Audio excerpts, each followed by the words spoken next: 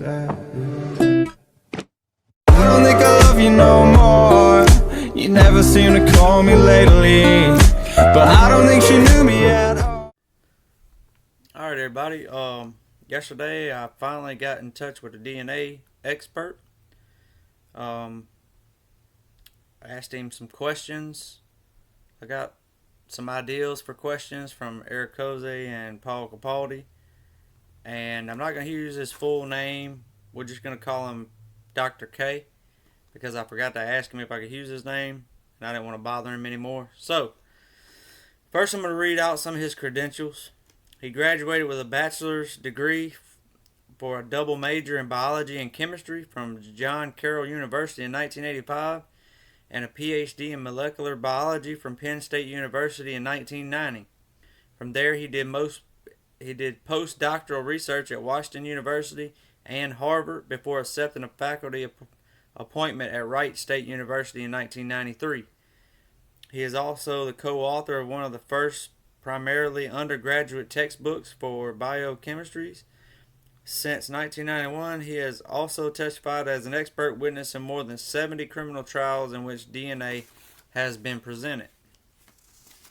How this is going to work, I'm going to read the question I asked him, then I'm going to read his answer, and then I'm going to read my opinion on what I got out of his answer as it relates to making a murder. Nothing groundbreaking, I wouldn't say, but is very informative to say the least. So, question number 1. What would you say an average amount of DNA recovered from a swab that has... Let me start over. What would you say an average amount of DNA recovered from a buccal swab that has been in contact with an item touched by a person?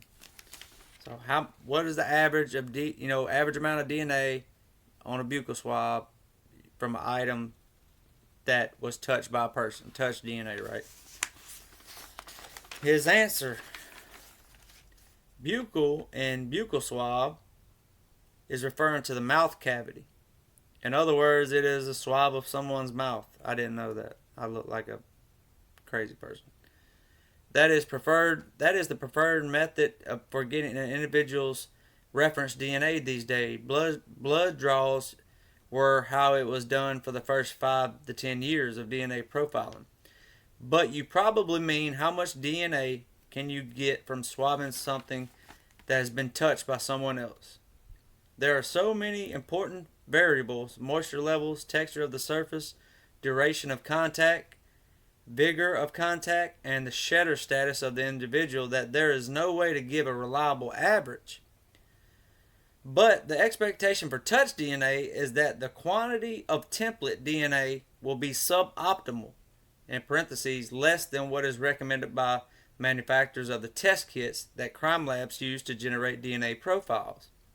A typical fingerprint contains about 100 cells. That works out to be 650 picograms of DNA, which is 0.65 nanograms. Most test kits recommend that 500 to 1,000 picograms of template DNA be used for best results. Touch DNA tests use much less than 500 picograms, which is 0.50 nanograms. So it could pick up very small amounts of touch DNA, essentially. So that was his answer, and this is what I got out of that answer. The amount of touch DNA found on an item would be decided by many factors: how long it was touched, how rough was the item handled, how good of a shedder the individual is, moisture levels, texture of the surface. In our case, we are dealing with a smooth hood latch, and duration of touch would have been approximately 1 second. It only takes 1 second to pop the hood release. We can't speak to the shedder status of Steven Avery. However, given the elements and the information we have from Dr. K, it would be my own opinion that the amount of DNA found on the hood latch, given the circumstances, would seem high, but not impossible. And what I mean by that is, if indeed the DNA was planted on the hood latch, you know, as I read in the Journal of Forensic Science in another video, the item was very smooth, so it would have held less DNA.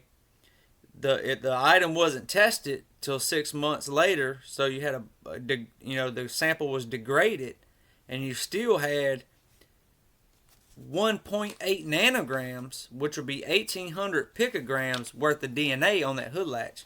So that is,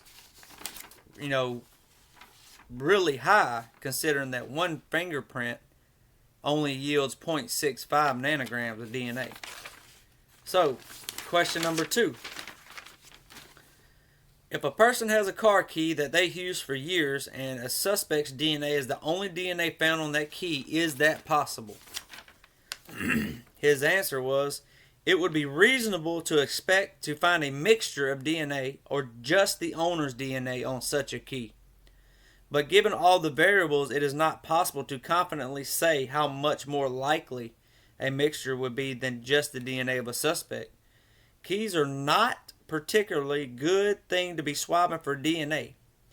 Neither are gun triggers or shell casings, but that is not stopping labs from trying to get DNA profiles from such samples. So, Dr. K stated that it would be reasonable to expect to find a mixture of DNA on the key, but that many factors come into play as well. However, keys, gun triggers, and shell casings are not good items for DNA testing, even though labs do it all the time. My thoughts on this exactly are that I also find it highly probable, given our case, that if that was the key that Teresa Halbach used every day, that at a minimum we would have at least gotten a mixture of DNA on that key. The fact that only his DNA was found on the key would seem unreasonable according to our expert testimony, but not impossible. So, question number 3. What would an average amount of DNA found on a swab from a growing area be in nanograms? His answer: from the growing, you'd get less DNA than a mouth swab, but it would not be surprising if you get a few nanograms of your own DNA from your own growing. Those variables will come into play again, but remember that a typical fingerprint yields about 650 picograms or 0.65 nanograms of DNA.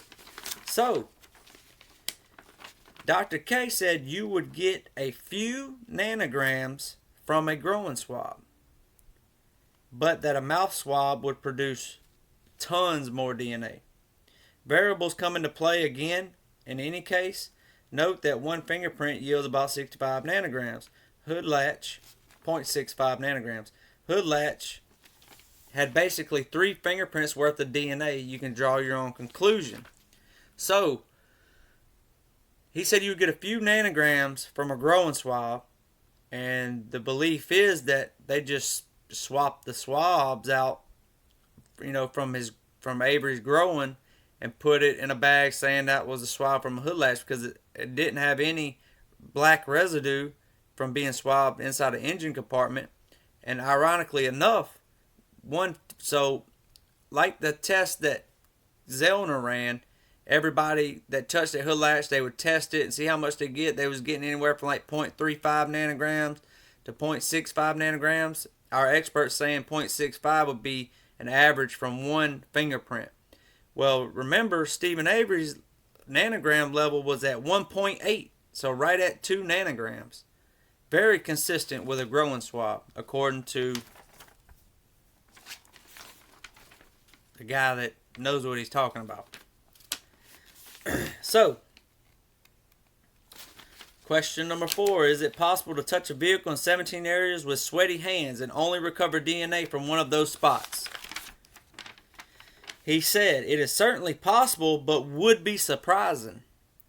Again, the many variables associated with DNA transfer, especially of small quantities of DNA, make it difficult, impossible really, to draw firm conclusions. It's simply not possible to attach a reliable statistical weight to such a finding, and that pretty much translates into not being scientifically based conclusion. So, what he's saying, in my opinion, is it would be possible, but surprising.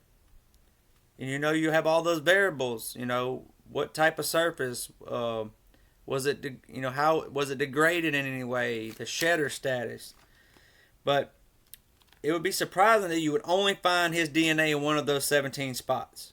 But according to the state, if Avery was so sweaty and he didn't have gloves on, then it would be highly unusual to find only, Stephen Avery's DNA only on one spot, and particularly the spot that you touch for the fewest amount of time. When you're talking about steering wheels, gear shifts, doorknobs, latches, and all these things, you only touch that hood latch for 1 second. I showed y'all that in a video. Question number 5. Would you say that 1.8 nanograms of DNA is an unusually high amount of DNA from touching an item for 1 second, even if your hands were sweaty? I should have clarified this more to him so he can answer it better. But his answer was, it still, in my mind, helps prove what I believe because of what he says. He says 1.8 nanograms of DNA is not that much in terms of DNA profiling terms, but it is in touch DNA. It would be equivalent of about 3 typical fingerprints worth of DNA. So essentially, there was so much DNA on the hood latch, it was like as if Stephen Avery touched that hood latch 3 different times. And all of y'all know that when you open the hood latch, you touch it for 1 second, and when you're done, you never touch it again. You're touching another part of the hood to shut it. So apparently there was 3 times the amount, like the show said, of his DNA that should have been on there, if it was even on there. Question number 6. In your expert opinion, if a murder happened in a house or a garage, would it be possible for someone to clean up all traces of the victim's DNA? This is what he said. He's kind of giving me, I guess, trying to make me feel good, but I don't think I could clean up a crime scene. But this is what he said. I thought it was kind of funny. He's a real nice guy, by the way. I think that I could do it. I bet you know enough to do it, which I don't. He said, crime labs clean up the working surfaces of their labs well enough every day to only rarely find DNA from cases they have worked on for other cases. The reality, though, seems to be that most murderers do not seem to have the determination and or the wherewithal to do it. DNA is obtained from such crime scenes quite routinely. Well, we all know the lady that was told to put her in his garage. She contaminated the sample and then broke protocol to draw a conclusion, and all of that other bull crap. But what he's saying here, in my opinion, is kind of self-explanatory. Dr. K is saying it could be done by someone like him. But we all know that Avery is nowhere near the same intellect as our doctor. And that's not being mean, that's just fact. To the state would have you believe that Stephen Avery cleaned up a crime scene so well that a world-renowned expert said that he thinks he could do it. Long story short, it comes down to variables.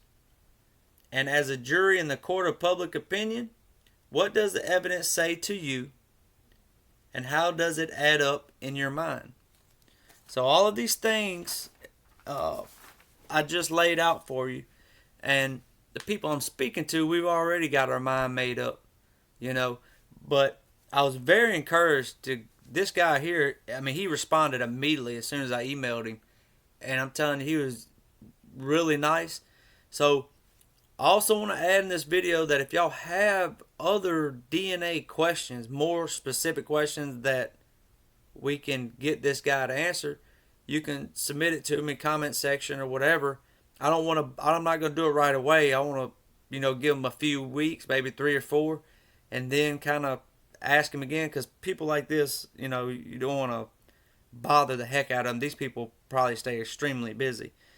But after 3 or 4 weeks, I might wait, if we generate some more legitimate questions. I just asked him what I could think of.